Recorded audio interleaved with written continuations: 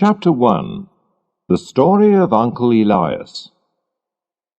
In September 1887, my wife was visiting some of her family. So I was staying with my old friend, Sherlock Holmes, in Baker Street. It was a windy, stormy evening, and the rain was falling heavily outside. Suddenly, there was a knock at the door. I looked at my friend in surprise. "Who can this be?" I asked. "If he comes on business in this weather, it's important," said Sherlock Holmes. "Come in," he called. A young man came in. He looked wet, tired, and worried. "I've come to ask for help," he said. "I've heard of you, Mr. Holmes. People say you know everything. I don't know what to do." "Well, sit down," said Holmes, "and tell me about yourself." The young man sat down and put his wet feet near the fire. "My name is John Openshaw. My father, Joseph, had a brother, my uncle Elias, who went to live in America when he was young. He made a lot of money there. He didn't like the black Americans, so during the Civil War he fought against the men from the North and with those from the South. But when the South lost the war and there was equality for black people, Uncle Elias left America. So in 1869 he came back to England and went to live in a large house in the country. He was a strange, unhappy man. He did not want any friends, John Openshaw went on, and he often drank a lot. But he liked me, and when I was 12, I moved to Uncle Elias's house. He was very kind to me. I could go anywhere in the house. But there was one small room at the top of the house which was always locked. Nobody could go into this room. One day, Uncle Elias got a letter from Pondicherry in India. "I don't know anyone in Pondicherry," he said. But when he opened the envelope, 5 little orange pips fell onto his plate. I began to laugh, but stopped when I saw my uncle's white face. "K, K, K," he cried. "Oh, my God, they've found me." "What do you mean, Uncle?" I asked. "Death," he cried, and ran upstairs. I looked at the envelope, which had 3 Ks on the back. There was no letter. Who sent it? And why was my uncle so afraid? Uncle Elias went immediately to the secret room and took out a box which also had 3 Ks on it. He burnt all the papers in the box and said to me, "John, I know that I'm going to die soon. My brother, your father, will have all my money and my house after my death, and you will have it all when he dies. I hope you can enjoy it, but if not, give it to your worst enemy. I'm afraid that my money brings death with it."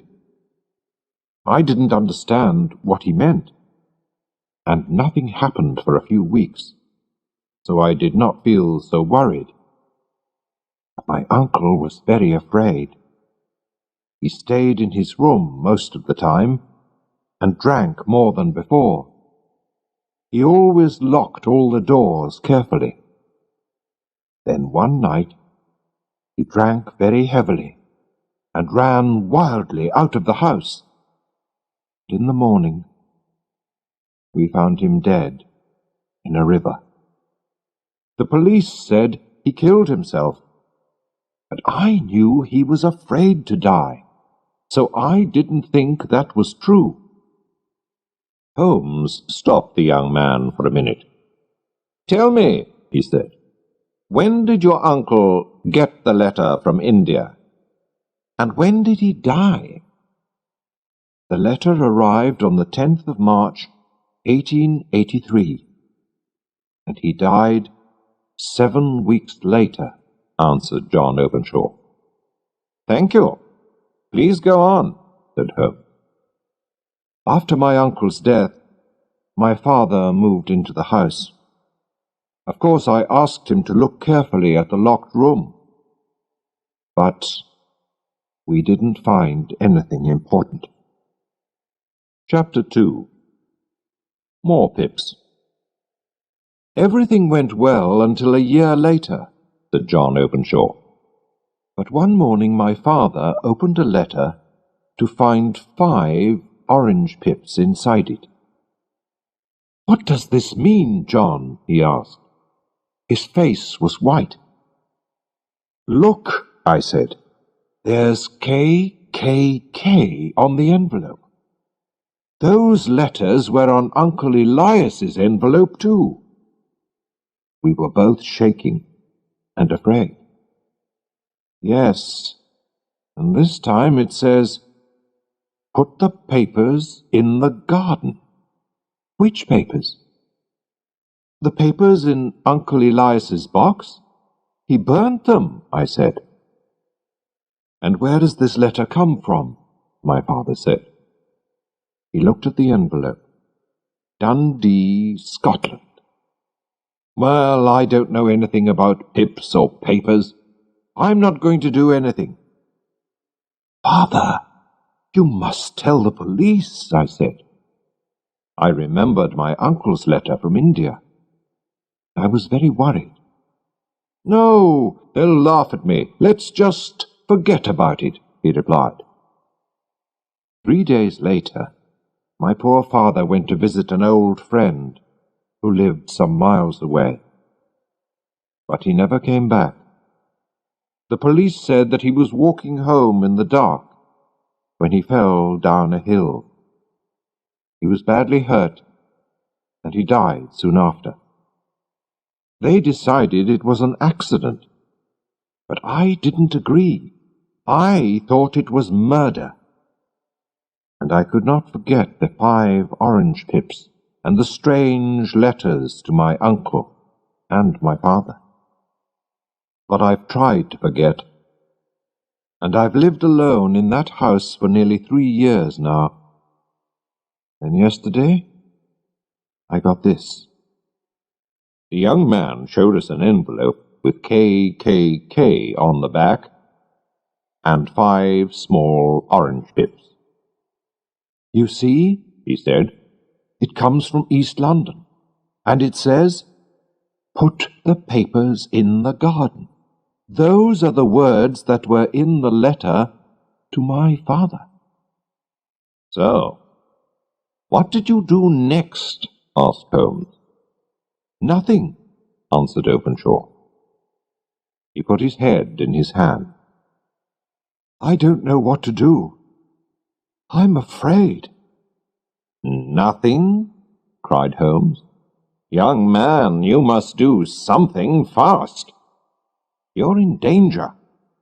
"Well, I've talked to the police," said Openshaw unhappily. "But they laughed at me. They think that there's nothing to worry about." "How stupid they are!" cried Holmes. "And why didn't you come to me immediately? Your enemies have had almost 2 days to make a plan. Haven't you found anything which will help us?" "Well, I found this in the locked room," said John Openshaw. He showed us a small, half-burnt piece of paper. "It was with my uncle's papers. It's his writing.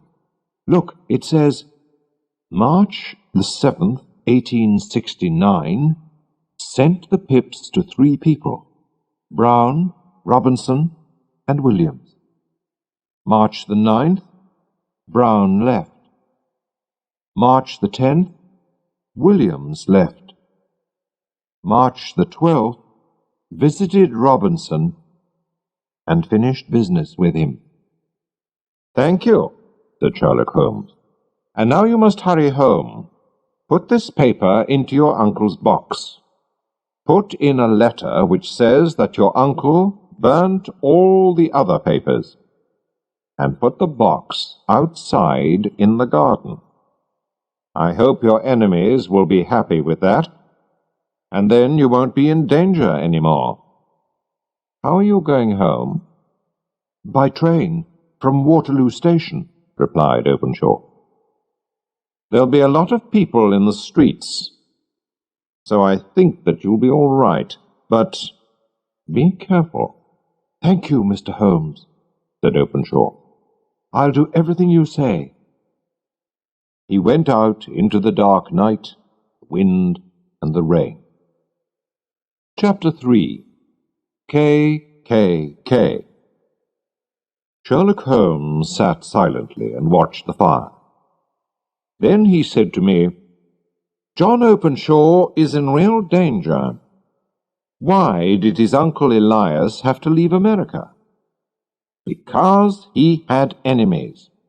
When he came back to England, he was afraid. That's why he lived a lonely life and locked all his doors so carefully. Now, where did those letters come from? Did you see?" "The first from Pondicherry in India, the second from Dundee in Scotland, and the third from East London," I answered. "Does that tell you anything?" asked Holmes. "They're all seaports. The writer was on a ship when he wrote the letters," I replied. I was pleased with my answer. "Very good, Watson," said Holmes. "Somebody sent some pips from India and arrived 7 weeks later to kill Uncle Elias. Then he sent some pips from Scotland and arrived 3 days later to kill John's father. You see why I'm worried now? He has sent pips to John from London. John's enemy is in London already." "Good God, Holmes," I cried. "Who is this man?" "More than one man, I think. They belong to the Ku Klux Klan. That explains the KKK. Haven't you ever heard of it? It's a very secret group of Americans from the South. They wanted to stop equality for black people and to kill anyone who didn't agree with them. The police couldn't stop them, but in 1869, Uncle Elias, who belonged to this secret group, suddenly left America with all their papers, and so the group could not go on. Of course, the group wanted to get the papers back. You remember the half-burnt paper? That was Uncle Elias's American diary. While he was working for the KKK, he sent the pips to frighten those 3 men. 2 left the country, but 1 didn't. So the KKK finished business with him. Or killed him. The KKK always worked like that." "Well, I hope they won't kill young Openshaw," I said. Chapter 4. The Last Deaths. But they did. The next morning we read in the newspaper that John Openshaw was dead. A policeman found him in the river near Waterloo Station. The police said it was an accident, but Holmes was very angry about it. "He came to me for help, and those men murdered him. I'm going to find them if it's the last thing I do," he said to me. and he hurried out of the house. In the evening, when he came back to Baker Street, he was tired, but pleased. "Watson," he said, "I know the names of Openshaw's enemies, and now I'm going to send them a surprise. This will frighten them." He took 5 pips from an orange and put them in an envelope. On it he wrote, "S.H. for J.C. I'm sending the pips not from the KKK, but from me, Sherlock Holmes, to Captain James Cahoon. His ship is called the Star. He and his men are sailing back to Georgia, USA, now." "How did you find him, Holmes?" I asked. "Ship's papers," he said.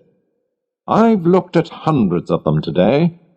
Only one ship, the Star, was in the 3 ports at the right times, and this morning the Star left London to sail back to Georgia.